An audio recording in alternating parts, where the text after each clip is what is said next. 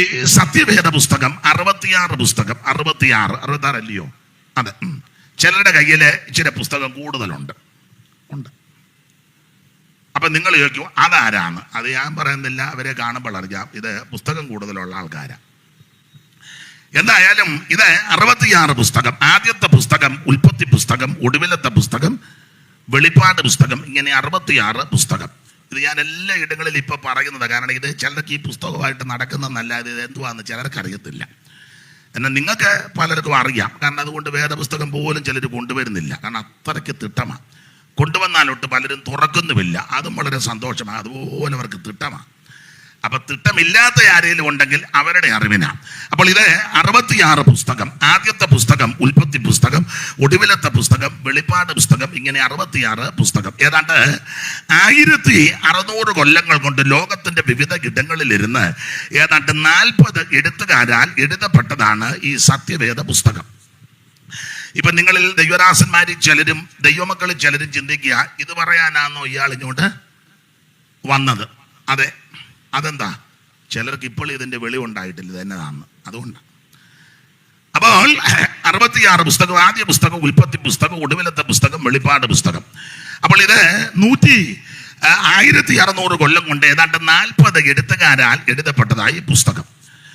ഈ എഴുത്തുകാരി പലരും തമ്മിൽ കണ്ടിട്ടില്ല. പലരും പല നൂറ്റാണ്ടുകളിൽ ജീവിച്ചിരുന്നവരാ. മാത്രമല്ല പല രാജ്യങ്ങളിൽ, ഒന്നുകൂടെ ശ്രദ്ധിച്ചു പഠിച്ചാൽ പല ഭൂഖണ്ഡങ്ങളിൽ വസിച്ചവരാ. ഇവർ തമ്മിൽ ആശയവിനിമയങ്ങളോ ഇന്നത്തെ പോലെ മൊബൈലോ വാട്സാപ്പോ അങ്ങനെ ഒത്തിരി ഉണ്ടല്ലോ, അങ്ങനെയുള്ള യാതൊരു ഇടപാടുമില്ല.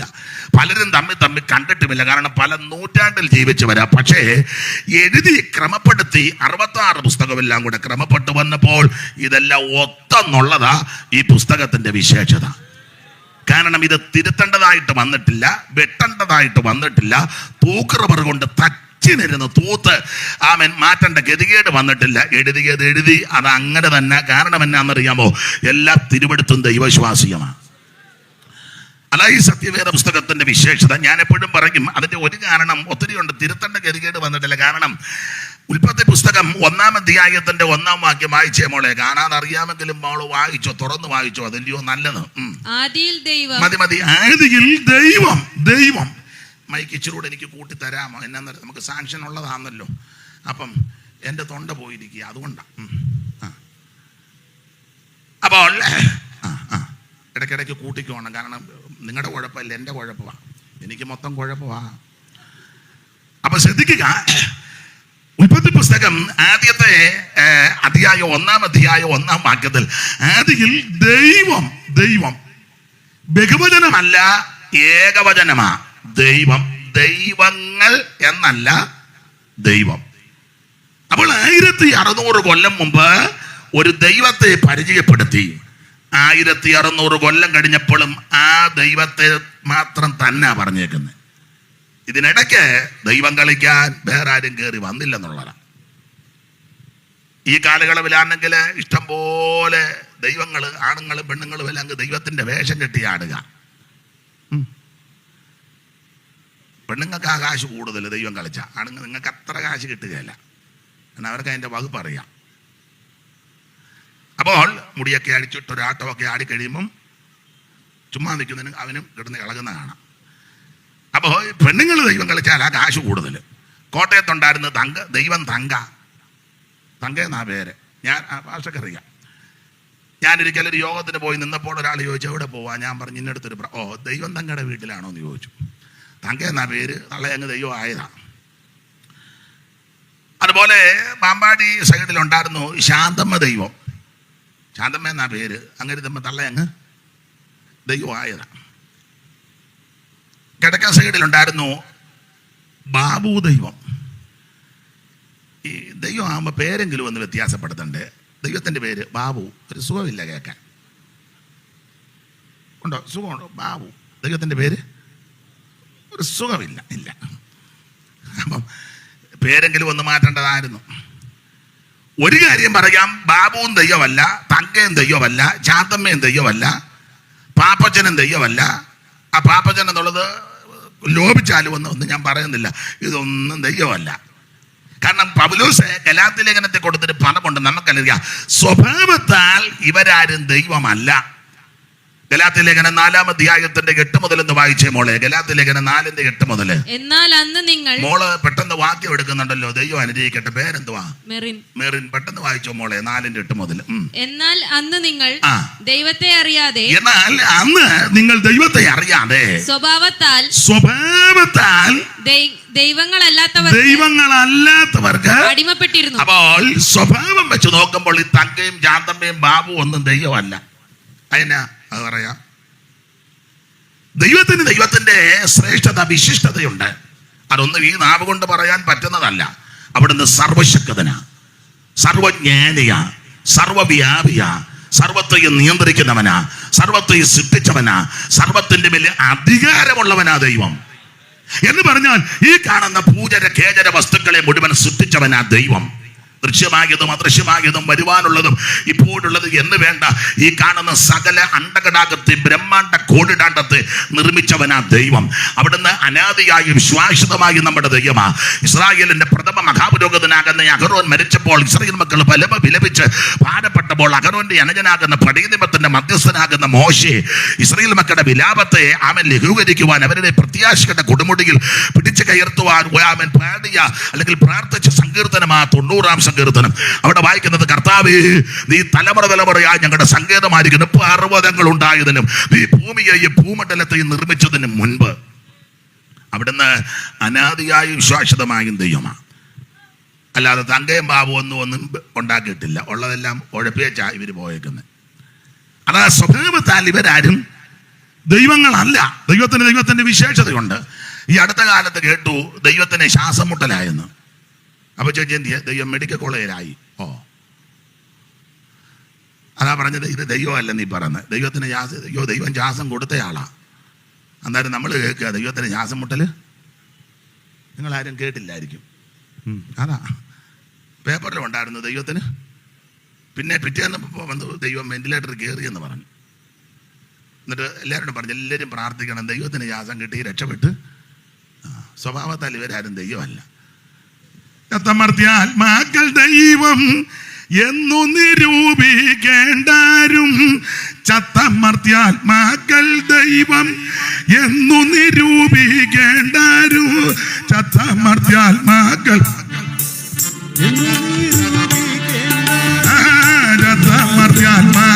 ദൈവം എന്നു നിരൂപിക്കേണ്ടാരും.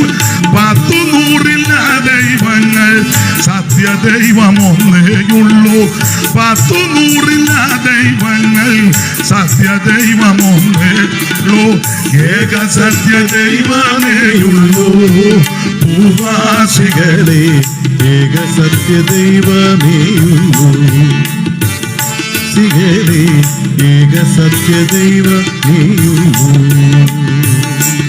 അപ്പൊ ശ്രദ്ധിക്കുക, ദൈവം ഏകനാ. പിശാചുക്കൾ വിശ്വസിക്കുകയും മറക്കുകയും ചെയ്യുന്ന ഏക ദൈവം, സത്യദൈവം, നിത്യദൈവം. ഈ കാണുന്ന സകല ചരാചരങ്ങളെയും നിർമ്മിച്ച ദൈവം.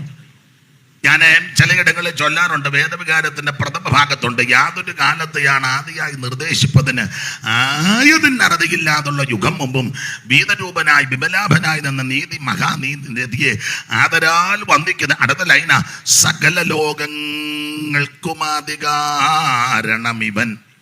ഈ കാണുന്ന സകലത്തിനും അവിടുന്ന് ആദികാരണം. സകല ലോകങ്ങൾക്കും ആദികാരണം ഇവൻ. സകല ഭൂതങ്ങൾക്കും ആകാരപ്രദനിവൻ. സകല ദേവവൃന്ദ വന്ദിത പദാംബുജൻ. സകല നിഷ്കലത്വം പേറുന്ന പെരിയവൻ. അതാ ദൈവം. ഒന്നും ഞാൻ വിവരിക്കുന്നില്ല. അപ്പോൾ ഏകദൈവം, സത്യദൈവം, നിത്യദൈവം, സാക്ഷാൽ ദൈവം, ജീവനുള്ള ദൈവം. ആ ദൈവത്തെയാണ് 1-ാം അധ്യായത്തിൽ പരിചയപ്പെടുത്തുന്നത്. ആദിയിൽ ദൈവം. 1600 കൊല്ലം കഴിഞ്ഞപ്പോഴും ആ ദൈവത്തെ തന്നെയാ പറഞ്ഞേക്കുന്നത്. മാത്രമല്ല 1-ാം വാക്യത്തിൽ അടുത്ത പദം ഇങ്ങനെ, ആദിയിൽ ദൈവം ആകാശവും ഭൂമിയും സൃഷ്ടിച്ചു. വായിച്ചേ മോളെ. ആദിയിൽ ദൈവം ആകാശവും ഭൂമിയും സൃഷ്ടിച്ചു. ചുണയോടെ വായിച്ചു. ആദിയിൽ ദൈവം ആകാശവും ഭൂമിയും സൃഷ്ടിച്ചു. അപ്പോൾ ആദിയിൽ ദൈവം ആകാശവും ഭൂമിയും സൃഷ്ടിച്ചു. ദൈവമായത് സൃഷ്ടിച്ചത്. 1600 കൊല്ലം കഴിഞ്ഞപ്പോഴും അങ്ങനെ തന്നെ പറഞ്ഞേക്കുന്നത്. തിരുത്തണ്ടി വന്നിട്ടില്ല. വെളിപ്പാട് 4-ാം അധ്യായത്തിന്റെ 11-ാമത്തെ വാക്യം വായിക്കാം. വെളിപ്പാട് 4:11. പ്രിയമുള്ളവരെ, 4:11 അത് ലേഖനമായിരിക്കും വായിച്ചത്. അവിടെ ആ പ്രിയമുള്ളവരെ എന്നുള്ള സംബോധന. ആട്ടെ ബോബി പാസ്റ്റേ, മോളെ കൊണ്ട് മൈക്ക് കൊണ്ടൊന്ന് വായിപ്പിക്കാം. കാരണം വെളിയിരിക്കുന്നവർ അറിയണമല്ലോ ഇതിനകത്തുള്ളത് തന്നെയാണ്. ഒന്ന് വായിച്ചേ. നീ സർവവും സൃഷ്ടിച്ചവനും. കർത്താവേ എന്ന് ചേർത്ത് വായിര്. കർത്താവേ നീ സർവവും സൃഷ്ടിച്ചവനും. കർത്താവേ നീ സർവവും സൃഷ്ടിച്ചവനും.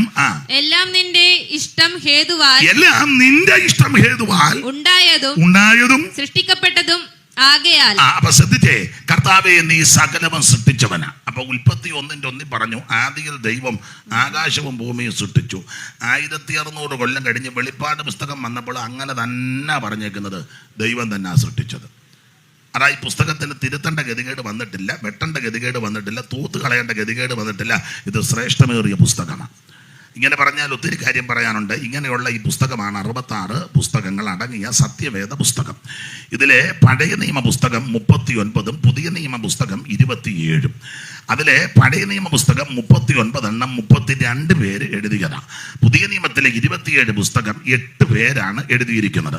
ഞാൻ എപ്പോഴും പറയും, നിങ്ങൾക്കും ചിലർക്ക് അറിയാം, 8 പേരിൽ 4 പേര് അപ്പോസ്തലന്മാരും 4 പേര് അപ്പോസ്തലന്മാരല്ല. ആ അപ്പോസ്തലന്മാരാരെന്ന് ചോദിച്ചാൽ മത്തായി, യോഹന്നാൻ, പത്രോസ്, പൗലോസ്, 4 അപ്പോസ്തലന്മാർ. 4 പേര് അപ്പോസ്തലന്മാരല്ല. അത് മർക്കോസ്, ലൂക്കോസ്, യൂദ, യാക്കോബ്. ഇങ്ങനെയാണ് 4, 8 പേര്. 8 പേരാണ് പുതിയ നിയമത്തിലെ 27 പുസ്തകം എഴുതിയിരിക്കുന്നത്. അതിലെ ഈ പുതിയ നിയമ പുസ്തകങ്ങളെ തരംതിരിക്കുമ്പോൾ ആദ്യത്തെ 5 പുസ്തകം ചരിത്ര പുസ്തകങ്ങളാണ്. ചരിത്ര പുസ്തകം. അതിനുശേഷമായിട്ട് 21 ലേഖന പരമ്പരകളാണ്. റോമാലേഖനം മുതൽ യൂദയുടെ ലേഖനം വരെ 21 ലേഖനം. ഒടുവിലായിട്ട് വെളിപ്പാട് പുസ്തകം. ഇങ്ങനെയാണ് ഈ പുസ്തകം തരംതിരിച്ച് പഠിക്കുന്നത്. അപ്പോൾ ആദ്യത്തെ 5 പുസ്തകം ചരിത്ര പുസ്തകങ്ങളാണ്. ആ ചരിത്ര പുസ്തകം 2ആയിട്ട് പഠിക്കണം. ആദ്യത്തെ 4 പുസ്തകം യേശു ക്രിസ്തുവിന്റെ ചരിത്രം. അതാണ് മത്തായി സുവിശേഷം, മർക്കോസ് എഴുതിയ സുവിശേഷം, ലൂക്കോസ്, യോഹന്നാൻ. ഈ 4 പുസ്തകങ്ങൾ യേശു ക്രിസ്തുവിന്റെ ചരിത്രം. ഒരു കാര്യം പറയട്ടെ, അവൻ നല്ല ചരിത്രം യേശുവിന്റെ ചരിത്രമാണ്. അല്ലാത്ത ഒരെണ്ണത്തിൻ്റെയും ചരിത്രം അത്ര നല്ലതൊന്നുമല്ല. പുറകോട്ടിറങ്ങി വന്ന് ചിന്തിച്ചാൽ അത് നല്ല ചരിത്രം. പിന്നെ വിശേഷിച്ച് നമ്മുടെ ആരുടെയും ചരിത്രം പറയാതിരിക്കുന്നതാ നല്ലത്. നിങ്ങൾ മിണ്ടുന്നില്ല. നമ്മുടെ വീട്ടുകാരുടെയും അങ്ങ് പുറകോട്ടിറങ്ങി അധികം ചരിത്രം ഒന്നും തപ്പിയെടുക്കാതിരിക്കുന്നതാ നല്ലത്. അതെ, സത്യമായ കാര്യമാണ്. അപ്പം നിങ്ങൾ അംഗീകരിക്കത്തില്ലെങ്കിൽ സത്യമാണ്. ഒരിക്കലെ ഒരാൾ കുടുംബചരിത്രം എല്ലാം പറഞ്ഞ് വീരസ്യം പറഞ്ഞപ്പോൾ ഞാനൊരു സദസ്സിൽ ഇരിപ്പുണ്ട്. എൻ്റെ അടുത്തിരുന്ന പുള്ളിയെ അറിയാം, എനിക്കറിയത്തില്ല. ഞങ്ങളുടെ ഫാമിലി ഇന്നതാണ്, ഞങ്ങളുടെ കുടുംബം ഇന്നതാണെന്നൊക്കെ പറഞ്ഞപ്പം അടുത്തിരുന്ന പുള്ളി എന്നോട് പറഞ്ഞു, അവൻ്റെ അമ്മയുടെ അനിയത്തി 3 പേരുടെ കൂടെ പോയ ചരിത്രം എനിക്കറിയാം. എങ്ങനെയുണ്ട്? അപ്പം ഞാനും നിങ്ങളുമൊക്കെ വലിയ വകുപ്പ് പറയുമ്പം പറയാതിരിക്കുന്നതാണ് നല്ലത്. നമ്മുടെ കുടുംബത്തിൻ്റെ ചരിത്രവും നമ്മുടെ ചരിത്രവും പുറകോട്ടുള്ള ചരിത്രവും ഒന്നും പറഞ്ഞത്. വേറൊരാളൊരിക്കൽ ഞങ്ങളുടെ ഈ ദേശത്ത് ഞങ്ങളാണ് വലിയ ഫാമിലി, സ്വത്തൊക്കെ ഇഷ്ടം പോലുണ്ട്. അപ്പം ഒരാൾ അടുത്തിരുന്ന് പറയുക, എങ്ങനെയാ സ്വത്തുണ്ടായെന്നറിയാം. ഞാൻ പറഞ്ഞു, എനിക്കറിയത്തില്ല.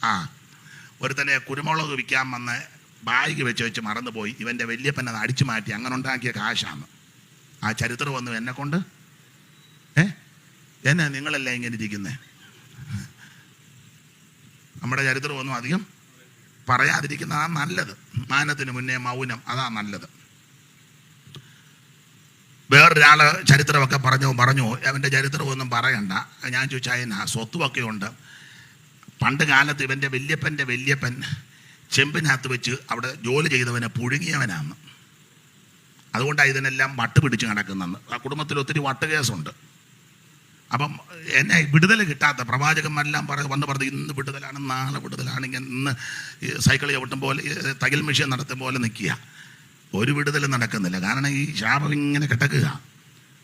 ചെമ്പിനകത്ത് വെച്ച് അവിടെ ജോലിക്ക് വന്ന ഒരുത്തനുമായിട്ട് തർക്കം വന്നപ്പോൾ അവനെ ഇവൻ്റെ വല്യപ്പൻ ചെമ്പിനകത്ത് വെച്ച് പുഴുങ്ങി. അതാ ഒരാൾ പറഞ്ഞു, ആ ചരിത്രമൊന്നും എന്നെ കൊണ്ട് ഇപ്പം പറയിപ്പിക്കരുതെന്ന്. ഇതെല്ലാം ഞാൻ ഇരിക്കുമ്പം പറഞ്ഞതാ പല സന്ദർഭങ്ങളിൽ പലര്. അല്ല, നമ്മുടെ ചരിത്രവും ഇതൊക്കെ തന്നെ. അതുകൊണ്ട് എൻ്റെയും നിങ്ങളുടെയും ചരിത്രമൊന്നും അധികം വിളമ്പാതിരിക്കുന്നതാ നല്ലത്. പിന്നെ ഏതാ നല്ല ചരിത്രം? യേശുവിൻ്റെ ചരിത്രം. എവിടെയും പറയാൻ കൊള്ളാവുന്ന ചരിത്രം, ആർക്കും കേട്ടിരിക്കാവുന്ന ചരിത്രം, കേട്ടാൽ വിടുതൽ നടക്കുന്ന ചരിത്രം, കേട്ടാൽ ആശ്വാസം ലഭിക്കുന്ന ചരിത്രം, അല്ല കേട്ടാൽ സൗഖ്യം വരുന്ന ചരിത്രം, കേട്ടാൽ സമാധാനം ഉണ്ടാകുന്ന ചരിത്രം, അല്ല കേട്ടാൽ നീക്കുപോക്കുണ്ടാകുന്ന ചരിത്രം. ആ ഒരൊറ്റ ചരിത്രം യേശുവിന്റെ ചരിത്രമാണ്. ഇന്ന് രാത്രി ആ ചരിത്രമാണ് ഇവിടെ അല്പസമയങ്ങളൊന്ന് അല്പമെങ്കിലും പറയാൻ പോകുന്നത്. അതാണല്ലോ ഈ ദിവസങ്ങളെല്ലാം ഇവിടെ പറഞ്ഞുകൊണ്ടിരിക്കുന്നത്. പിന്നെ പല നിലകളിൽ പറയുന്നതേ ഉള്ളൂ. നല്ല ചരിത്രം, കൊള്ളാവുന്ന ചരിത്രം, അപാകതയില്ലാത്ത ചരിത്രം, യാതൊരു ന്യൂനതയും പാളിച്ചകളും പോരായ്മകളും ഇല്ലാത്ത ചരിത്രം, നസറയനാകുന്ന യേശു ക്രിസ്തുവിന്റെ ചരിത്രം. അതന്നെ ആ ചരിത്രം ഈ ഭൂമിയിൽ ജനിച്ചപ്പോഴുള്ള ചരിത്രമല്ല, ജനിക്കുന്നതിന് മുമ്പേ ഉള്ള ചരിത്രമാണ്. ഞാനും നിങ്ങളും എല്ലാം ജനിച്ചു കഴിഞ്ഞ ആ ചരിത്രം. ഞാൻ ജനിച്ചു കഴിഞ്ഞപ്പോൾ ജാതകം എഴുതി. എൻ്റെ അമ്മ പറഞ്ഞിട്ടുണ്ട് ജാതകം. അത് ജനിച്ചു കഴിഞ്ഞാണ് എഴുതിയത്. അതാ എഴുതുന്നവരുടെയൊക്കെ ചെന്ന് സമയമൊക്കെ പറയണം. നമുക്ക് ഇഷ്ടമുള്ള സമയമൊന്നും പറഞ്ഞാൽ ഒക്കത്തില്ല. ആ നാഴിക വിനാഴിക തെറ്റാതെ പറയണം. അപ്പോൾ അവരത് ഏത് നക്ഷത്രത്തിൽ ജനിച്ചെന്ന് നക്ഷത്രം മനസ്സിലാക്കി ജാതകം എഴുതും. ഇതെല്ലാം ജനിച്ചു കഴിഞ്ഞാൽ. എന്നാൽ യേശുക്രിസ്തുവിന്റെ ചരിത്രം പഠിച്ച് ജനിക്കുന്നതിന് മുമ്പേ ചരിത്രം എഴുതി വെച്ചിരിക്കുക. അതാ യേശുവിന്റെ ചരിത്രത്തിന്റെ വിശേഷത. ഞാനും നിങ്ങളും എല്ലാം ജനിച്ചു കഴിഞ്ഞാൽ ആ ചരിത്രം എഴുതി. തന്നെയല്ല, നമ്മളിപ്പോൾ ഒത്തിരി ചരിത്ര പുസ്തകമൊക്കെ വായിക്കുന്നുണ്ട്. മിക്കതും തെറ്റാ, ശരിയായ ചരിത്രം ഒന്നുമല്ല. ചെല്ലുപറത്തില്ലേ പാപ്പച്ചൻ്റെ ജീവചരിത്രം ചുമ്മാതാ. പാപ്പച്ചൻ്റെ കുറച്ച് കാര്യം എഴുതുന്നുള്ളൂ. പാപ്പച്ചൻ്റെ എല്ലാ ചരിത്രവും അതിനകത്ത് എഴുതിയോ? എഴുതാൻ പറ്റുമോ? ഓ, നിങ്ങൾക്ക് മനസ്സിലാകുന്നില്ല. ചെല്ലുക അച്ചായൻ്റെ ചരിത്രം ഒന്ന്, അച്ചായൻ്റെ ചരിത്രം എഴുതാതിരിക്കുന്നതാ നല്ലത്. പിന്നെ അച്ചായൻ്റെ ചരിത്രം നമ്മൾക്കറിയത്തില്ലെങ്കിലും നാട്ടുകാർക്ക് ഇവിടുത്തെ ചരിത്രമൊന്നും അത്ര ശരിയല്ല. നിങ്ങൾ ചില ചരിത്ര പുസ്തകവും സഭാചരിത്രമൊക്കെ സഭയുടെ ചരിത്രമൊക്കെ എഴുതുന്നില്ലേ? സഭാചരിത്രം അതെല്ലാം ഓരോ സഭക്കാരും എഴുതുമ്പോൾ അവരുടെ സഭയാണ് ശരിയായ സഭയെന്ന് സ്ഥാപിക്കാൻ തിരികെ കയറ്റും. തർക്കവും വാദവും പ്രശ്നം ഉണ്ടാക്കി വേറെ സഭയുണ്ടാകും. അതിനെപ്പറ്റി അതങ്ങനെ മറ്റേ സഭയുണ്ടായെന്ന് എഴുതുകയില്ല. അവിടെ എഴുതിയാൽ ഇതിനകത്ത് പ്രശ്നമുണ്ടെന്നുള്ള കാര്യം തെളിയും. അപ്പോൾ അവിടെ വരുമ്പോൾ എന്തുവാ എഴുതുന്നറിയാമോ? അങ്ങനെ ഇരിക്കുന്ന കാലത്തിൽ 82കളിൽ ചില അഭിപ്രായ വ്യത്യാസങ്ങൾ ഉടലെടുത്തു. വിസ്താര ഭയത്താൽ അത് വിട്ടുകളയുന്നു. കാരണം അത് വിസ്തരിച്ചെഴുതിയാൽ അപ്പുറത്തെ സെൻട്രൽ പാസ്റ്റും ബിക്ക് മേടിക്കും, ഇപ്പുറത്തെ പുള്ളിയും ബിക്ക് മേടിക്കും.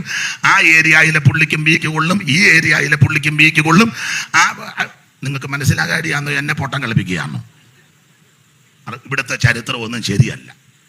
എന്നാൽ നല്ല ചരിത്രം, കേൾക്കാൻ കൊള്ളാവുന്ന ചരിത്രം, ഇമ്പമേറിയ ചരിത്രം, അത് യേശുവിന്റെ ചരിത്രമാണ്. അതെന്താ? അവിടുന്ന് ജനിക്കുന്നതിന് മുമ്പേ അവിടുത്തെ പറ്റി എഴുതി വെച്ചിരിക്കുക. 3 വാക്യം വായിക്കാം. എല്ലാ വാക്യവും വായിക്കാൻ നേരമില്ല. 10 പറഞ്ഞെങ്കിലും 10 വരെ പോകുന്നില്ല. നോക്കട്ടെ. 3 വാക്യം വായിച്ചോ. യെശയ്യാ പ്രവചനം 7:14, 9:6, മീക 5:2. എല്ലാം എടുക്കാൻ നേരമില്ല. വായിച്ചോ മോളെ.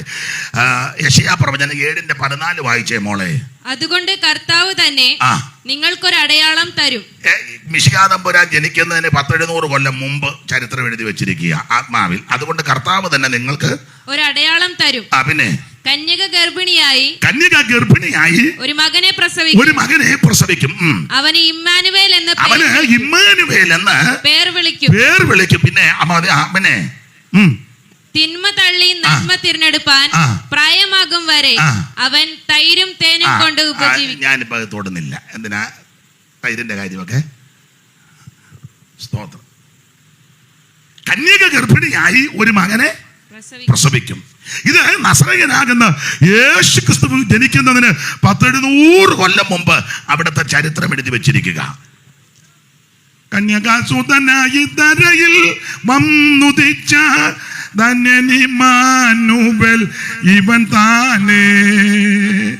കന്യകാസുതനായി ധരയിൽ വന്നുദിച്ച ധന്യനിമാനുവൽ ഇവൻ താനേ. സമയമില്ലാത്തോണ്ട് എല്ലാം പാടുന്നില്ല. അപ്പൊ ശ്രദ്ധിക്കുക, അവിടുന്ന് കന്യാസൂനുമായി ഈ ഭൂമിയിൽ അവതരിക്കും ജനിക്കുന്നതിന് 700 കൊല്ലം മുമ്പ്. മോളെ 9:6 വായിച്ചോ. 9:6.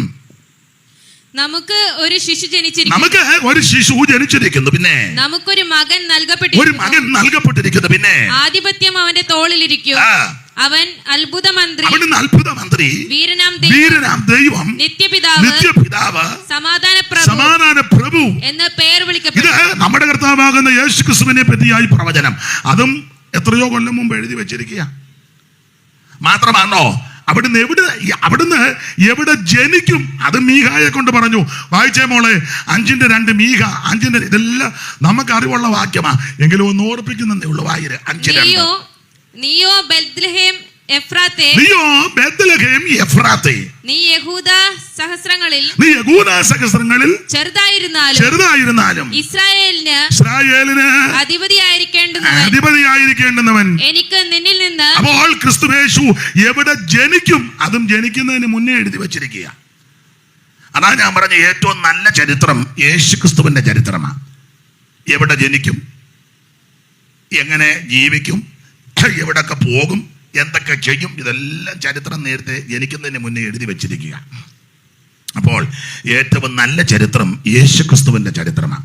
ആ ചരിത്രമാണ് ആദ്യത്തെ 4 പുസ്തകം: മത്തായി, മർക്കോസ്, ലൂക്കോസ്, യോഹന്നാൻ. യേശു ക്രിസ്തുവിന്റെ ചരിത്രം. അടുത്തത് 5ാമത്തെ ആ ചരിത്ര പുസ്തകം അപ്പോസ്തല പ്രവൃത്തി എന്ന പുസ്തകമാണ്. അത് ചരിത്ര പുസ്തകം.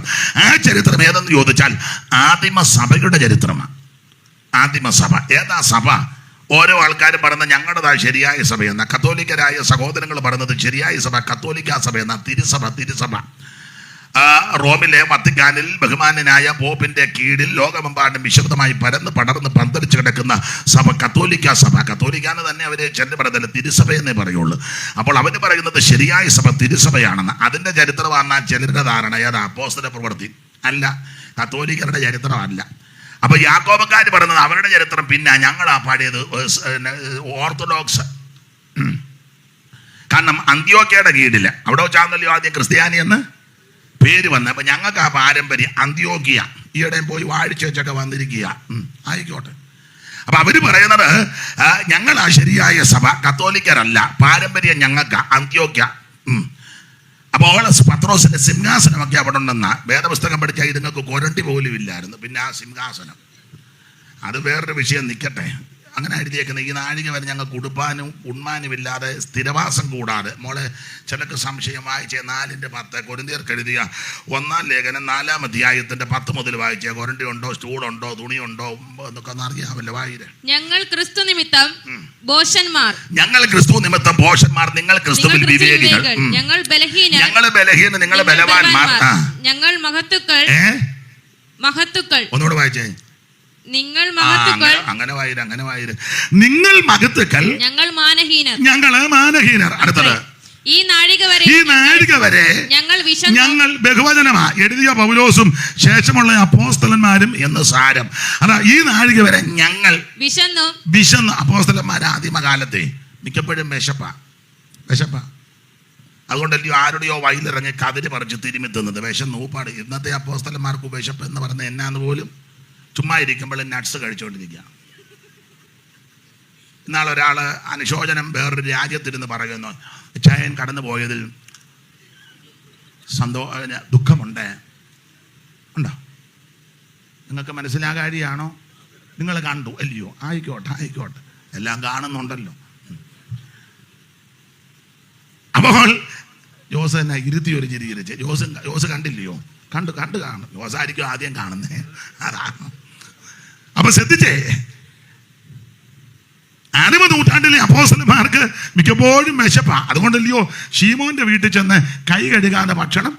വിശന്നിട്ടായിരിക്കും കൈ കഴുകുക. പിന്നെ സമയം ഇല്ലല്ലോ. നമ്മുടെ ആൾക്കാർ കല്യാണത്തിന് പോയി കൈ കഴുകാനാ കഴിക്കുന്നത്. കഴിച്ചേച്ച് പറയും വെള്ളം എവിടാന്ന്. അപ്പം മനസ്സിലായി കഴുകാറാവന്ന്.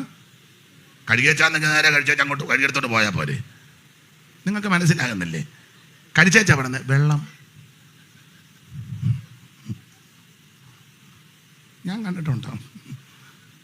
ചെല്ല്. പിന്നെ അതുമില്ല, തുടച്ചേ ചെല്ല്. ഇപ്പൊ തുടയ്ക്കാനുണ്ടല്ലോ, ഇപ്പൊ എല്ലാം അങ്ങ് തുടയാന്നല്ലോ. അപ്പൊ ചുരുക്കി പറഞ്ഞാൽ ആദിമ നൂറ്റാണ്ടിലെ അപ്പോസ്തലന്മാർക്ക് വിശപ്പാ. കഴിക്കാനൊന്നും എപ്പോഴും കിട്ടുകയല്ല. പിന്നെ ചിലര് അത്താഴത്തിനോ മുത്താഴത്തിനോ ഒക്കെ വിളിക്കും. ചിലര് വിളിക്കും. ശിമോന്റെ വീട്ടിലൊക്കെ അതുകൊണ്ടാണ് വിളിച്ചത്. കൈ കഴുകാതെ ഭക്ഷണം കഴിച്ചെന്ന. അപ്പം മിക്കപ്പോഴും അല്ല, ഇവരുടെ നായകന് ഒരിക്കൽ വിശന്നല്ലോ. വിശന്നിട്ടല്ലയോ അത്തിയെ നോക്കിയത്. ഇതായിരുന്നു ആദിമ നൂറ്റാണ്ടിൽ. ഈ നാഴിക വരെ ഞങ്ങൾ വിശന്നും ദാഹിച്ചും ഉടുപ്പാനില്ലാതെയും ഉടുപ്പാനില്ലെന്ന് നമുക്കാണ് ഇഷ്ടം പോലെ. ഇതാണ് ഒത്തിരി ഉണ്ട്. കഴിഞ്ഞ ദിവസം ചോദിച്ചു എന്തിനാ ഇതിനും വേണ്ട വന്ന്. ഞാൻ പറഞ്ഞു ഇത്ര ഇട്ടിട്ടുണ്ടെന്ന് ഒക്കുന്നില്ല, ഇത്ര ഇട്ടിട്ട് തന്നെ ഒക്കുന്നില്ല. ആദിമ നൂറ്റാണ്ടിലെ ഉടുപ്പാനൊന്നുമില്ല. വലിയത് പ്രതികൂലമാണ് ദൈവത്തിൻ്റെ മഹത്വം. അന്നേരം ഇവിടെ ഓരോരുത്തർ പറയുന്നത് പത്രോസിൻ്റെയും പൗലോസിൻ്റെയും തോമാസിൻ്റെയും ഒക്കെ തുണി ഇഷ്ടം പോലുണ്ട്. ഇച്ചിരി ഞങ്ങൾക്കും കിട്ടിയിട്ടുണ്ട്, ഇച്ചിരി ഞങ്ങൾ ഇവിടെ കൊണ്ട് വെച്ചിട്ടുണ്ട്. അനാമയുടെ തുണിയും പത്രോസിൻ്റെ ഇതിനും വേണ്ട തുണി അവർക്കില്ലായിരുന്നെന്നാണ് എഴുതിയേക്കുന്നത്. ആട്ടെ പഴയത് വെച്ചേ. ഉടുക്കാനില്ലാതെയും കുത്തുകൊണ്ടും എന്തുവാ രണ്ടുപേരുടെ ഇരുന്ന് പറയുന്നത് ഏതാണ്ട് തുണി കൂടുതലുണ്ടെന്നാന്നോ ഇല്ലെന്നാന്നോ ഏതാണ്ട് പറഞ്ഞു കൊടുത്തു. പ്രസംഗം തെറ്റിയെന്നോ മിക്കവാറും തല്ലുകൊള്ളുവെന്നായിരിക്കും. നമ്മൾ മിക്കവാറും തല്ലുകൊള്ളാൻ സാധ്യത ഉണ്ടെന്നാന്നോ എന്തോ തെറ്റിയെന്നാന്നോ എന്തായാലും ആട്ടെ ഇരിക്കുക, നമുക്ക് കൊള്ളുകാരനെ വീതിച്ചെടുക്കാം. അല്ല ഇപ്പൊ എന്നാ ചെയ്യുന്നു? മോള് വായിക്കും. കുത്തുകൊണ്ടും സ്ഥിരവാസം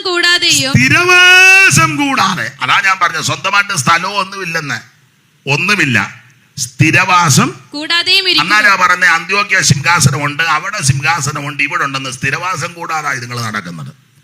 അപ്പൊ ആദിമ നൂറ്റാണ്ടിലെ അപ്പോസ്തലന്മാരുടെ ശുശ്രൂഷകളും രീതികളും ഇങ്ങനെ. അപ്പൊ ആദിമസഭ ഏതാ സഭ? കത്തോലിക്കരാകുന്ന സഹോദരങ്ങൾ പറയുന്നത് തിരുസഭ കത്തോലിക്ക സഭയാന്ന. അപ്പൊ അവരെ കടത്തിവിട്ട് യാക്കോബ ഓർത്തഡോക്സുകാർ പറഞ്ഞ അവർക്ക് പാരമ്പര്യമല്ല, പാരമ്പര്യം ഞങ്ങൾക്ക് അന്ത്യോക്യെന്ന് ഞങ്ങളാണ്. അപ്പൊ ഇവരെ കടത്തിവിട്ട് വേറെ സഭക്കാർ പറഞ്ഞ അപ്പോസ്തല പ്രവൃത്തിക്കകത്തെ സഭയുടെ ചരിത്രം ഞങ്ങളുടെ സഭയാ മാർത്തോമാ സഭ. ഈ ഏരിയയിൽ അധികമില്ല, അങ്ങോട്ടൊക്കെ ഉണ്ട് മാർത്തോമാ സഭ. 52 തോമാസിലേക്ക് ഇവിടെ അടുത്താ വന്നെന്ന് പറയുന്നത്, കൊടുങ്ങല്ലൂർ എന്ന് പറയുന്നു. 52 ഇവിടെ വന്നു. 4 ബ്രാഹ്മണ കുടുംബത്തെ മുക്കി കള്ളി, കാളികാവ്, ശങ്കരപുരി, പകലോമറ്റം.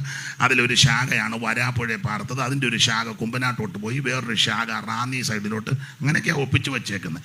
എൻ്റെ എല്ലാവരോടും ആദ്യം കുറവിലങ്ങാട്ടോട്ടാണ് പോയത്. നിങ്ങൾക്കിതൊന്നും കേട്ടിട്ടില്ലയോ? കുറവിലങ്ങാട്ട്. ഇതെല്ലാം ഇങ്ങനെ പറയുന്നത് ചരിത്രം.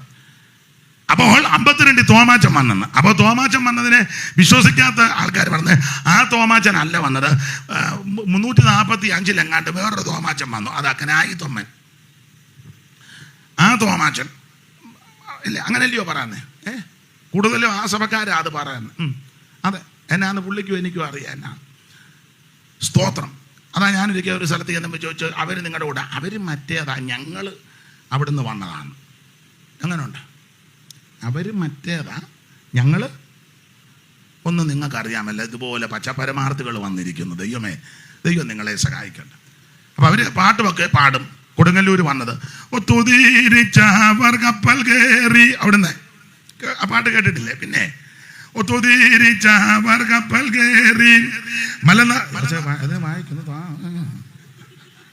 ജോസ് പാട്ടുകാരത്തികൾ ക്ഷീണിക്കുവന്ന, തവലടിക്കുന്നവർ ക്ഷീണിക്കുവന്നില്ല. ഒത്തുതീരിച്ചവർ കപ്പൽ കയറി, അതതിനകത്തില്ല. വേറെയാണ്. മലനാട് നോക്കി പുറപ്പെട്ടാറ്, കൊടുങ്ങല്ലൂരങ്ങീത് വന്നിറങ്ങി, കൊച്ചിലാഴി മൂകം കണ്ടവാറ്, 7-4 വെടിയും വെച്ച് വെടിവെച്ചു ഗോപുരം കയറുന്ന പോൽ ശിപ്പായിമാരവർ വിളികൊള്ളുന്നു, പള്ളിത്തണ്ടിന്മേൽ കൊടിയും കൂത്തി വെടിവെച്ചു ഗോപുരം കയറുന്ന പോൽ. എല്ലാം പാടാൻ നേരമില്ലാതെ, സമയമില്ലാത്തതുകൊണ്ടാ. വെട്ടത്ത് മന്നനുണ്ട്, ചെമ്പകശ്ശേരിയുണ്ട്, പിന്നെ വേറൊരു വരിയുണ്ട്. ഉറകാമാർ യൗസേപ്പെടുന്നള്ളുന്നു. യൗസേപ്പ് ഉറകാമാർ യൗസേപ്പെടുന്നള്ളുന്ന കത്തങ്ങൾ 4 അരികിലുണ്ട്, ചെമ്മാച്ചന്മാരവർ കൂടെയുണ്ട്. കത്തങ്ങൾ 4 അരികിലുണ്ട്, ചെമ്മാച്ചന്മാരവർ കൂടെയുണ്ട്. തൊമ്മൻ കീനാനവൻ കനായി തൊമ്മൻ. അതാ. അപ്പൊ അവര് പറയുന്നത് ഇതൊന്നുമല്ല സഭ. കേരളത്തിലെ സഭകളെല്ലാം തകർന്ന് നശിച്ചു പോയപ്പോൾ തോമാച്ചൻ വന്ന് ഈ സഭയെല്ലാം ബലപ്പെടുത്തിയെന്ന അവരുടെ വാണ്. അവർ പറയുന്നത് ഞങ്ങളുടെ ചരിത്രമാണ് അല്ല. അപ്പൊ ചെല്ല് പറയുന്നത് ഇത് ഇവാഞ്ചലിക്കാര് CMS CSIക്കാരുടെ ചരിത്രമാണ്, അപ്പോസ്തലപ്രവൃത്തി അല്ല. ബ്രദറുകാർ പറയുന്നത് ബ്രദർ അസംബ്ലിയുടെ ചരിത്രമാണ്, അപ്പോസ്തലപ്രവൃത്തി 2. തെളിച്ച് പറയുന്നില്ലെങ്കിലും പറഞ്ഞു വരുമ്പം ഒപ്പിക്കുന്നത് അങ്ങനെ. അവരെല്ലാം കടത്തി വെട്ടിക്കൊണ്ട് പെന്തിക്കോസുകാർ പറയാ ഇവരുടെ ആരുടെയും ചരിത്രമല്ല. 120 പേര് ഞങ്ങൾ പെന്തിക്കോസുകാരൊന്നിച്ച് കൂടിയിരുന്നു. ആമേൻ. 2 പരിശുദ്ധാത്മാവ് വന്നപ്പോൾ ഞങ്ങൾ എന്തിക്കോസായി. ഞങ്ങളുടെ ചരിത്രമായ ഇതിനകത്ത് ഇവരുടെ ആരുടെയും ചരിത്രമല്ല. ഈ അപ്പോസ്തല പ്രവൃത്തി 2-ാം അധ്യായത്തിലെ ചരിത്രം രക്ഷിക്കപ്പെട്ട ദൈവമക്കളുടെ ചരിത്രമാണ്. Praise the Lord. ഏതാ സഭ? രക്ഷിക്കപ്പെട്ടവരുടെ കൂട്ടമാണ്. യേശുക്രിസ്തുവിനെ ഹൃദയം കൊണ്ട് വിശ്വസിച്ച് വായ് കൊണ്ട് ഏറ്റു പറഞ്ഞ് യേശുവിന്റെ പാപത്തിന് വേണ്ടി മരിച്ചുവെന്നും യേശുക്രിസ്തുവിന്റെ പരിശുദ്ധ രക്തം എൻ്റെ സകല പാപങ്ങൾ മോചിക്കുമെന്ന് വിശ്വസിച്ച് ക്രിസ്തുവിനെ രക്ഷിതാവായി സ്വീകരിച്ചവരുടെ കൂട്ടമാണ് ദൈവസഭ. ആ സഭയുടെ ചരിത്രമാണ് അപ്പോസ്തല പ്രവൃത്തി അധ്യായങ്ങളിൽ കൊടുത്തിരിക്കുന്നത്. അപ്പോൾ ആദ്യത്തെ 5 പുസ്തകം ചരിത്ര പുസ്തകം, പിന്നെ ലേഖനങ്ങളാണ്. ലേഖനം 21 ഉണ്ട്. 21 ലേഖനങ്ങൾ ഉപദേശങ്ങളാണ്, മുഴുവൻ ഉപദേശമാണ്. റോമാലേഖനം വിശ്വാസത്താൽ നീതീകരണമാണ്, ഉപദേശം. നീതീകരിക്കപ്പെട്ട വിശുദ്ധന്മാരുടെ വിശുദ്ധീകരണമാണ് കൊരിന്ത് ലേഖനം. അങ്ങനെ വിശുദ്ധീകരിക്കപ്പെട്ട വിശുദ്ധന്മാരുടെ സ്വാതന്ത്ര്യമാണ് ഗലാത്യ ലേഖനം. സ്വാതന്ത്ര്യം പ്രാപിച്ച വിശുദ്ധന്മാരുടെ സ്ഥാനമാനമാണ് എഫേസ്യ ലേഖനം. സ്ഥാനമാനം പ്രാപിച്ച വിശുദ്ധന്മാരുടെ സന്തോഷമായി ഫിലിപ്പിയ ലേഖനം. സന്തോഷത്തിൻ്റെ ആധിക്യമുള്ള വിശുദ്ധന്മാർക്കുള്ള പ്രത്യാശയാണ് തെസ്സലോനിക്ക ലേഖനം. ആ പ്രത്യാശയുള്ള ദൈവമക്കൾ പ്രമാണത്ത് നിൽക്കണം. അതാണ് തിമത്തിയോസും തീത്തോസിൻ്റെ ലേഖനം. അങ്ങനെ പ്രമാണത്ത് നിൽക്കുന്നവർക്ക് ആമനസ്തോത്രം സൽപ്രവൃത്തികളിൽ ശുഷ്കാന്തിയുള്ളവരായി മുമ്പോട്ട് പോകണം. അതൊക്കെയാ ഈ തീത്തോസിൻ്റെ ഫിലേമൻ്റെ ലേഖനമൊക്കെ നമ്മളെ പഠിപ്പിക്കുന്നത്.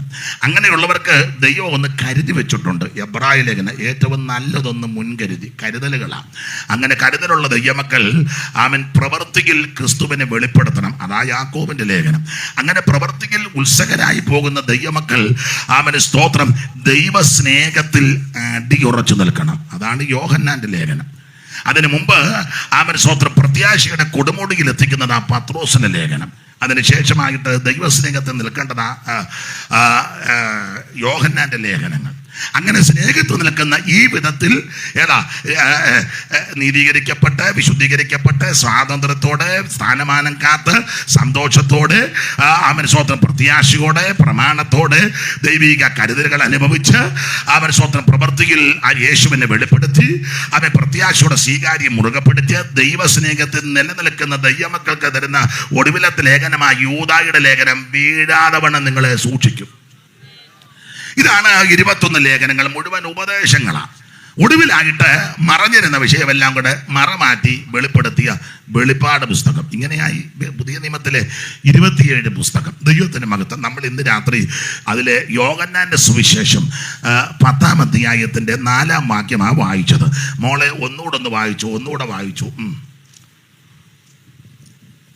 തനിക്കുള്ളവയൊക്കെയും പുറത്തു കൊണ്ടുപോയ ശേഷം. അപ്പൊ ശ്രദ്ധിക്കുക, തനിക്കുള്ളവയൊക്കെ പുറത്തു കൊണ്ടുപോകും. ഇന്ന് രാത്രി എന്നെ കേൾക്കുന്ന പ്രിയരെ, ദൈവത്തിന് ആവശ്യമുള്ളതിനെ എല്ലാം ദൈവം സമയമാകുമ്പോൾ പുറത്തെടുക്കും. യോഹന്നാന്റെ സുവിശേഷം ഒന്നുകൂടെ ചില കാര്യം പറയാം. യോഹന്നാന്റെ സുവിശേഷം ഈ ദിവസങ്ങളിൽ എനിക്ക് സന്തോഷം തോന്നി. സുവിശേഷ മഹായോഗം ചിലയിടത്ത് ചെല്ലുമ്പോൾ ഇങ്ങനെയുള്ള പേരുകൾ, ഡുനാമീസ്, പവർ, ഫയർ, പിന്നെ തീമഴ, അഗ്നിമഴ, കൽമഴ, പെരുമഴ, ഉത്സവം, ഉത്സവ്, അങ്ങനെയൊക്കെയുള്ള പദങ്ങളാണ്. മീൻ പിടിക്കാൻ പോകുന്നതിനോട് പറയാം ഡുനാമീസ്. കൊയ്യാൻ പോകുന്നത് അള്ളയോട് പറയോ ഡുനാമീസ്. അള്ളവിൻ്റെ കയറിയാളും കണ്ട് ഏതാണ്ട് സാധനമാണെന്ന് മനസ്സിലായി. സുവിശേഷ യോഗം മനസ്സിലാകും എന്തുവാ ഇവിടെ നടക്കുന്നെന്ന്. സുവിശേഷം. അപ്പൊ അതുകൊണ്ട് ഇന്ന് രാത്രി 1-2 കാര്യം പറയാം. എന്താണ് ഈ സുവിശേഷം? ചില ആൾക്കാർ ധരിച്ചു വച്ചിരിക്കുന്നത് മതം മാറ്റുന്നത് ആ സുവിശേഷം അല്ല. ചിലർ ധരിക്കുന്നത് സഭ മാറുന്നത് ആ സുവിശേഷം അല്ല. ചില ആൾക്കാർ ധരിച്ചിരിക്കുന്നത് ഈ സംഘടന മാറുന്നത് ആ സുവിശേഷം അല്ല. സഭ മാറുന്നതല്ല, സംഘടന മാറുന്നതല്ല, മതം മാറുന്നതൊന്നുമല്ല സുവിശേഷം. നാട്ടുകാരുടെ സ്വൈര്യം കെടുത്തുന്നതുമല്ല സുവിശേഷം. നമ്മൾ സാങ്ഷനൊക്കെ ചെല്ലുമ്പോൾ ഇവിടെ 10 മണി കിട്ടിയത് വലിയ അത്ഭുതമാകട്ടോ. ആ പോലീസ് അധികാരികളെ ദൈവം സഹായിക്കട്ടെ. അല്ല, അവിടോട്ടൊക്കെ ചെന്ന് കഴിഞ്ഞാൽ നമുക്ക് 9 തരുവുള്ളൂ. മറ്റവർക്കൊക്കെ 11-യും 12 കൊടുക്കുന്നുണ്ടോ എന്ന് തന്നെ ആർക്കറിയാം. അതെ, കൊടുക്കുന്നുണ്ടോ കിട്ടിയോ ആര് ചോദിക്കാനാ, ആര് പോകാനാ? ഒരു രാജ്യത്താ പല നീതിയാ, പല ന്യായമാ. പിന്നെ നമുക്ക് തിരുവചനത്തിൽ ഉറപ്പുള്ളത് കൊണ്ട് മനസ്സിലായി ഇവിടെ ആർക്കും ഇനി നീതിയൊന്നും കിട്ടത്തില്ല. പിന്നെ കിട്ടും, നീതിയുള്ളൊരു ഭരണകർത്താവ് വരും, അന്നേ നീതി കിട്ടും. പിന്നെ ഒരു പരുവത്തിനൊക്കെ പോകുകയല്ലാതെ ഇനി രക്ഷയൊന്നുമില്ല. ദൈവത്തിന് മഹത്വം. അപ്പൊ ചുരുക്കി പറഞ്ഞാൽ നാട്ടുകാരുടെ സ്വൈര്യം കെടുത്തുന്നതല്ല സുവിശേഷം. നിങ്ങൾ ചില സ്ഥലങ്ങളിലൊക്കെ ചെന്നേ, വണ്ടി ഓടിച്ചുമ്പോൾ റോഡ് ബ്ലോക്ക് ആക്കുക, റോഡ് തടഞ്ഞു, നമ്മൾ അത്യാവശ്യത്തിന് പോവുക, ചിലപ്പോൾ ആശുപത്രി പോകുന്നവർ കാണും, മറ്റ് ബത്തപ്പാട് പോകുന്നവർ കാണും, ട്രെയിൻ കയറേണ്ടവർ കാണും, എയർപോർട്ടിൽ ഉടനെ അങ്ങ് തടഞ്ഞു, അവരങ്ങ് തടഞ്ഞു.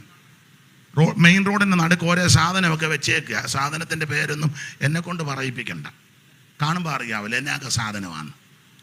എല്ലാം അങ്ങ് വെച്ച് നമ്മളെ അങ്ങ് തടഞ്ഞു. എന്നിട്ട് ചിലർ ആ ഉള്ള മുണ്ട് ആ രണ്ട് സഹോദരിമാർ ഏതാണ്ട് പറയുന്നില്ല, ഇപ്പോഴാണോ വർത്തമാനം പറയുന്നത്, രണ്ടുപേരും എന്നാ പറയുന്നത്, നിങ്ങൾ രണ്ടും ഏതാണ്ട് പറഞ്ഞു. ഞാൻ കണ്ടു പറഞ്ഞത്, കള്ളം പറയരുത്, എൻ്റെ കണ്ണുകൊണ്ട് ഞാൻ കണ്ടതാണ്. പ്രസംഗം മോശമാണെന്നാണോ? പിന്നെ റോഡിന് നടുക്ക് വെച്ച എന്നതാണോ? അതാ അത് രണ്ടു എന്ന് അവർക്ക് അതാ അറിയേണ്ടത്. നടുക്ക് വെച്ചത് എന്നാ? നടുക്ക് വെച്ചത് ചക്കരയും തേങ്ങായും കോഴിക്കട്ടയുടെ നടുക്ക് വെക്കുക അല്ലേ? അപ്പൊ ശ്രദ്ധിച്ചേ, റോഡ് ബ്ലോക്ക് ചെയ്യുന്നതല്ല സുവിശേഷം. വടിവാള് കറക്കി, ആയുധം കറക്കി, ഭീഷണിപ്പെടുത്തി മതത്തിൽ ചേർക്കുന്ന നല്ല സുവിശേഷം. തോക്ക് ചൂണ്ടി ഞങ്ങളുടെ മതത്തിൽ ചേർന്നില്ല നിന്നെ ഇപ്പൊ ഷൂട്ട് ചെയ്യും, അതല്ല സുവിശേഷം. സുവിശേഷം എന്ന് പറഞ്ഞാൽ ഇതൊന്നുമല്ല, ഭീഷണിയല്ല, തിരിച്ചടിയല്ല, പ്രതികരിക്കുന്നതുമല്ല. സുവിശേഷം എന്ന് പറയുന്നത് സഭ മാറ്റമല്ല, മതം മാറ്റമല്ല.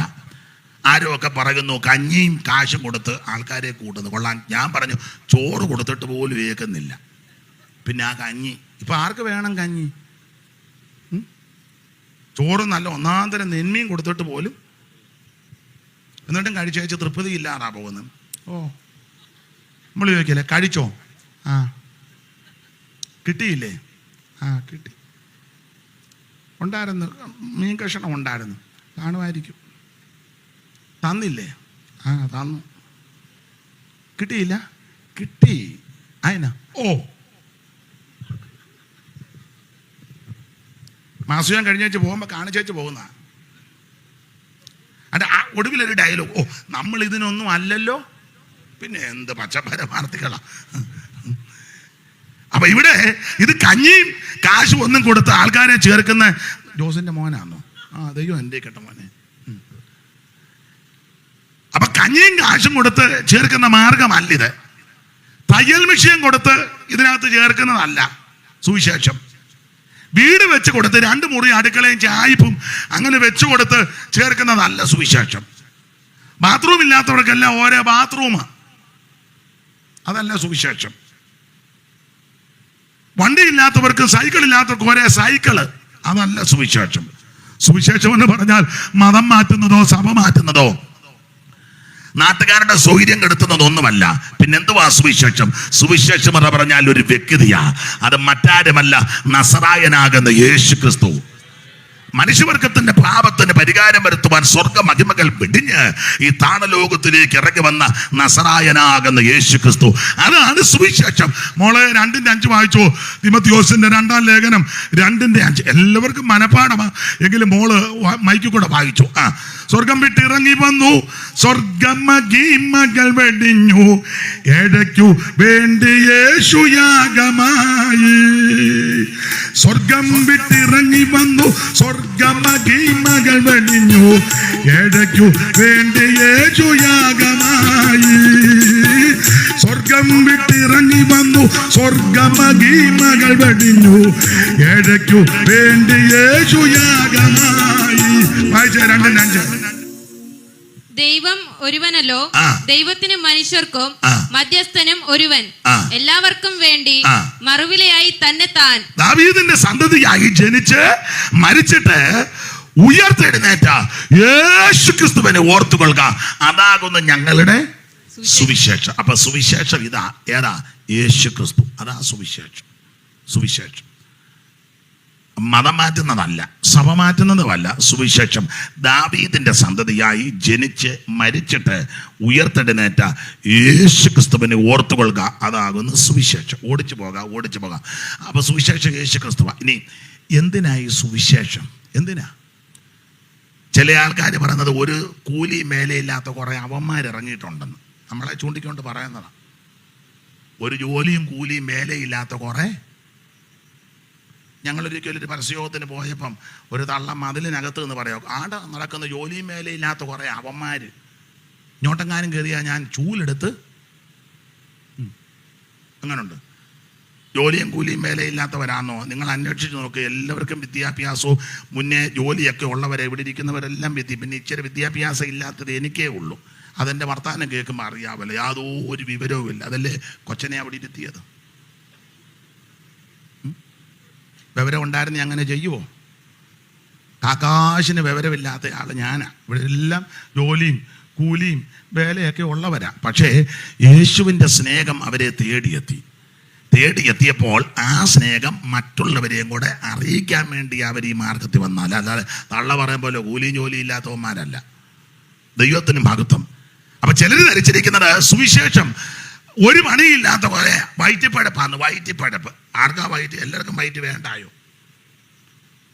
9 നിർത്തണമെന്ന് പറയുന്നത് 9:15 കുത്തുകയും ചെയ്യണം, കഴിക്കുകയും ചെയ്യണം. ചിലർക്ക് മനസ്സിലായില്ല. ഇഞ്ചക്ഷൻ അതല്ലേ കുത്തുന്നത്.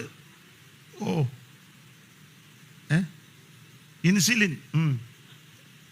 അതിനാ അവിടെയൊക്കെ പറഞ്ഞ് 9 ആകുമ്പോൾ നിർത്തണം. കാരണം 9:30 എല്ലാവരും വയറ്റിപ്പഴപ്പിനാ. അപ്പൊ സുവിശേഷം വയറ്റിപ്പഴപ്പിന് വേണ്ടി അല്ല. പിന്നെ എന്തിനായി സുവിശേഷം? തീത്തോസിന്റെ ലേഖനം 2-ാം അധ്യായത്തിന്റെ 11 വായിക്കുന്നത് സകല മനുഷ്യരും രക്ഷപ്പെടാൻ. വായിച്ചേ മോളെ, തീത്തോസ് 2:11. വേഗത്തിൽ വായിച്ചു. വേഗത്തിൽ പെട്ടെന്ന്.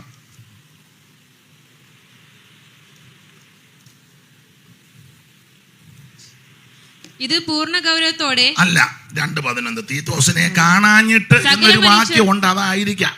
സകല മനുഷ്യർക്കും രക്ഷാകരമായ ദൈവകൃപ ഉദിച്ചുവല്ലോ. നാം ഭാഗ്യകരമായ പ്രത്യാശയ്ക്കായിട്ട് മഹാദൈവവും നമ്മുടെ രക്ഷിതാവുമാകുന്ന യേശുക്രിസ്തുവിന്റെ തേജസ്സിന്റെ പ്രത്യക്ഷതയ്ക്കായിട്ട് കാത്തുകൊണ്ട് ഭക്തികേടും പ്രപഞ്ചമോഹങ്ങളും വർജിച്ചിട്ട് ഈ ലോകത്തിൽ സ്ഫോടത്തോടും നീതിയോടും ദൈവഭക്തിയോടും കൂടെ ജീവിച്ചു പോരേണ്ടതിന് അത് നമ്മെ ശിക്ഷിച്ചു വളർത്തുന്ന. അപ്പോൾ ആ വാക്യത്തിൽ എഴുതിയിരിക്കുന്നത് സകല മനുഷ്യർക്കും രക്ഷാകരമായ ദൈവകൃപ. അപ്പോൾ എന്താണ് സുവിശേഷം? അത് യേശുക്രിസ്തു. എന്തിനാ സുവിശേഷം? സകല മനുഷ്യരും രക്ഷപ്പെടാൻ. എന്നെ കേൾക്കുന്ന ബഹുമാന്യരെ, രക്ഷപ്പെടാൻ ഒറ്റ മാർഗം, ഒറ്റ വഴി യേശുക്രിസ്തു മാത്രം. 5 പൈസ കൊടുക്കണ്ട, അര കാശ് കൊടുക്കണ്ട, അര മൈൽ നടക്കണ്ട, ഭൗതിക വസ്തുക്കളൊന്നും കൊടുക്കണ്ട. മതങ്ങളെല്ലാം, ക്രൈസ്തവ മതവും മറ്റെല്ലാ മതങ്ങളും പഠിപ്പിക്കുന്നത് കൊണ്ടുപോവാ. മതങ്ങളെല്ലാം അങ്ങനെ കൊണ്ടുപോവാന്ന. എന്നാൽ യേശുവിൻ്റെ ഇടയ്ക്ക് ഒന്നും കൊണ്ടുപോയലണ്ട, ഒന്നും വേണ്ട പുള്ളിക്ക്. അതിനാ പുള്ളിയല്ലയോ ഇതെല്ലാം സൃഷ്ടിച്ചിട്ട് പുള്ളിയുടെ ഇതെല്ലാം ഉണ്ടാകട്ടെ എന്ന് പറഞ്ഞപ്പോൾ കാട്ടിലെ 1000 ജന്തുക്കൾ ഉണ്ടാകട്ടെ വാക്കിന് ഉണ്ടാകട്ടെ. ആനയും കരടിയും പുലിയും മുഴുവൻ ഒറ്റ വാക്കിന് ദൈവം സൃഷ്ടിച്ചതാ. പണ്ടൊരു പാട്ടുണ്ടെന്ന്, കാട്ടാന കരടി പുലി ചെന്നായി കാട്ടും. കാട്ടാന കരടി പുലി ചെന്നായി കാട്ടുപോത്ത് കരിമ്പുലി കൂട്ട. കാട്ടാന കരടി പുലി ചെന്നായി കാട്ടുപോത്ത് കരിമ്പുലി കൂട്ട.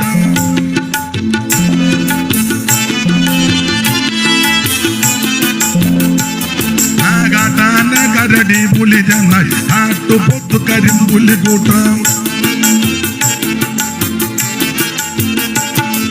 അപ്പൊ ഈ കാട്ടിലെ 1000 മൃഗങ്ങൾ, അതാ സങ്കീർത്തനത്തിൽ 1000 മൃഗങ്ങൾ ഒറ്റ വാക്ക് കൊണ്ട് ദൈവം സൃഷ്ടിച്ചതാ. അന്നാരും നീ ഞായറാഴ്ച ഒരു മുട്ടനാടുമായിട്ട് അങ്ങോട്ട് പോകുന്ന ആർക്കാ? ദൈവത്തിന്. ഇവിടെ നീ മൂന്നാറിലോട്ട് ചെല്ലും, മല നിറയെ വരയാടാ. ആ മലയിലോട്ട് നോക്കിയാൽ മുഴുവൻ വരയാടാ. അന്നേരം നിന്റെ മച്ചി പശുവായിട്ട് അങ്ങോട്ട് ചെല്ലുക. ദൈവത്തിന് നിന്റെ മച്ചി പശുവും വേണ്ട, മച്ചിക്കിടാവും വേണ്ട, ആടും വേണ്ട, കോഴിയും വേണ്ട, താറാവും വേണ്ട, പെടയും വേണ്ട, പൂവനും വേണ്ട. ദൈവത്തിന് ഇതൊന്നും ആവശ്യമില്ല. ദൈവത്തിന് നിന്നെ ആവശ്യം. ഇന്ന് രാത്രി സമർപ്പണത്തോടെ കർത്താവിന്റെ തൃപ്പാറവാ. 5 പൈസ മുടക്കണ്ട, അര കാശ് മുടക്കണ്ട, അര മൈൽ നടക്കണ്ട, ഭൗതിക വസ്തുക്കളൊന്നും കൊടുക്കണ്ട. മതങ്ങളെല്ലാം കൊണ്ടുപോവാ എന്ന് പറയുമ്പോൾ യേശു പറയാ, ഒന്നും കൊണ്ടുവരണ്ട, നീ ഇനി വന്നാ മതി. ഇന്ന് രാത്രി അനുതാപ ഹൃദയത്തോടെ യേശുവേ എന്നെ രക്ഷിക്കണം, യേശുവേ എൻ്റെ ഉള്ളത്തിൽ വരണം, എന്നെ ഉപേക്ഷിക്കരുത്, എന്നെ തള്ളിക്കളയരുത്. ഇന്ന് രാത്രി അവിടുത്തെ മകളായി മകനായി തീരുവാൻ എന്നെ സമർപ്പിക്കുന്നത് ഒറ്റ വാക്ക് പ്രാർത്ഥിച്ചാൽ മതി, യേശു നിന്നെ രക്ഷിക്കും. അതാ സുവിശേഷം. അപ്പൊ എന്താണ് സുവിശേഷം? യേശു ക്രിസ്തു. എന്തിനാ സുവിശേഷം? സകല മനുഷ്യരും രക്ഷപ്പെടാൻ.